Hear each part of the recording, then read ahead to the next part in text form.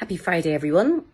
I wanted to share a few top tips on effective listening that I have learnt over the years. A good beginning point for me was doing some training to be on the telephone counselling hotline for Bristol Mindline a few years ago, and I thought the training would be quite easy, and it really wasn't. It was incredibly challenging, and actually a few people didn't make it through. So I wanted to share some pointers that I've learned that help build rapport and empathy and connection during the listening process, whether with friends, with people that you're managing at work, parents, colleagues, partners, or otherwise. Some of these things surprised me. I think we all know how we feel when we're in the presence of a bad listener, don't we?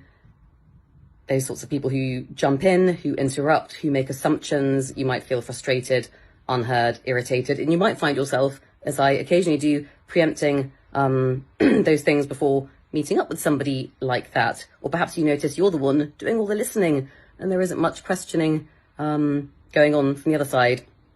Equally, we all know the power of being around a good listener. We feel seen, we feel heard, we often feel validated, safe, and understood. So let's zoom in on a couple of things that I have learnt over the years. I'm still a work in progress here, but I know it's a delicious feeling listened to, and often before coaching calls, I'll often remind myself if I'm feeling subpar, even just doing a great job of being present and listening is a delicious thing for another person. So one of the first things that really surprised me was the power of the pause, the P word. We do a lot of talking in life, don't we? But often it's less is more. Saying less can be helpful for the other person, and actually pausing and leaving silence and space for them to process their thoughts and feelings. For some people, that might be a really hard thing to open up. Perhaps they're connecting with a difficult feeling or emotion for the first time. So just holding space, giving someone space to further share can be really lovely. Even if you feel discomfort, it's not necessarily a bad thing to feel that. Obviously, a quick win with good listening is minimal kind of non-verbal prompts, maybe nodding, maybe saying thank you for sharing, or take your time. There's no rush here at all. Really nice, takes the pressure off somebody. One example here that I used to find helpful on this helpline: if somebody opened up about something upsetting, perhaps they'd say, I just had an awful argument with a parent and I'm really upset. You might leave a pause, allow a bit of space. If that space isn't filled, you might then reflect back a very kind of minimal summary of what you're hearing. That sounds really difficult. I can hear in your voice how upset you are. And then you might leave a nice pregnant pause. You might feel discomfort, that's okay. I often noticed after that discomfort, there would come what I call a trapdoor moment, where somebody would sometimes drop down into a much deeper emotion. They might go on to say, yeah, I feel beside myself actually, like, what's the point? I've had enough of life. That's obviously quite an extreme example, but it's a powerful reflection of the power of the pause and giving someone space to open up more, the trapdoor moment. So just practice that pregnant pause in the next week or so, over this weekend, whether with friends, partners, even children, and see what else comes up from just holding a bit of space for them and not jumping in and talking more. The other thing that can be really helpful is focusing on listening out for the underlying emotion versus fixating more on the facts that someone's telling you. So when I was training on this helpline, I was sort of focusing a lot on the facts, the minutiae, in a way, the detail. But what was more helpful for the other person, I think, was listening out to the underlying emotion and sometimes naming that and helping them feel really seen and heard. So let's say someone, for example, I don't know, is opening up to you about the difficulties of being gay, let's say, or anything that might put them in a minority. Perhaps they're at a certain age and they feel that they've failed in some way because they haven't hit a common societal milestone. Can be quite othering, can't it?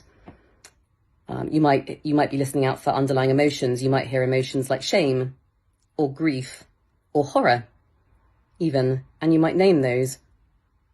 I can hear that you're feeling real shame. I can hear how alienating this is for you. And it's incredibly validating for that other person to hear that emotion being named. And sometimes it's really helpful as well. So that's something else you can practice if you like. Obviously, bright problem solvers are, you've guessed it, really good at problem solving.